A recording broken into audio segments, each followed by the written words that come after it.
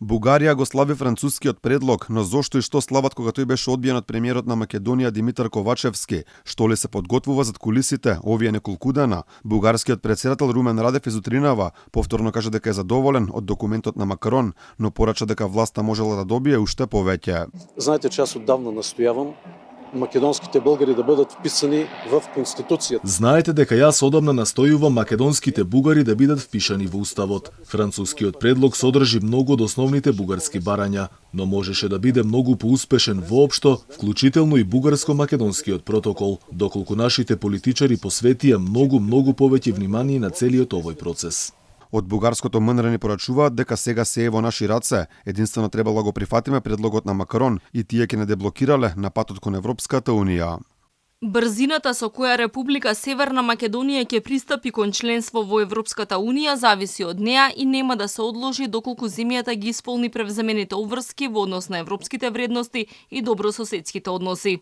Голема победа прогласи премиерот на Бугарија во заминување Кирил Петков. Сега тој го слави фактот што бугарските уцени и условувања за Македонија станале европски обврски за нас. Те се разбрали условията, които са важни за Българија. Тие ги разбра условите кои што се важни за Бугарија и тие услови всушност се европски. Многу е важно правата на бугарите да се запишани во Македонија. Тоа е европско видување и европска обврска. Тоа да се случува не само за нив, туку за сите луѓе кои сакаат да членуваат во Унијата. Така што бугарските барања всушност тие се реално европски. Бугарија го изгласа францускиот предлог, а во исто време директно од парламентот со пароли ни порачаа дека Македонија била бугарска, ако има нешто позитивно во овие случувања што конечно на некаква бугарска провокација изреагираа македонските власти.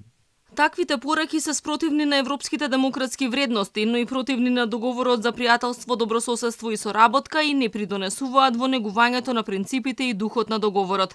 Македонија очекува официјалните представници на Бугарија да го осудат експлицитниот говор на омраза и територијалните претензии кон Северна Македонија, како крајно непримерен акт кон соседна пријателска држава. Поради оваа најнова бугарска провокација која доаѓа директно од бугарскиот парламент, македонското министерство за надворешни работи ќе врачало соодветна вербална нота.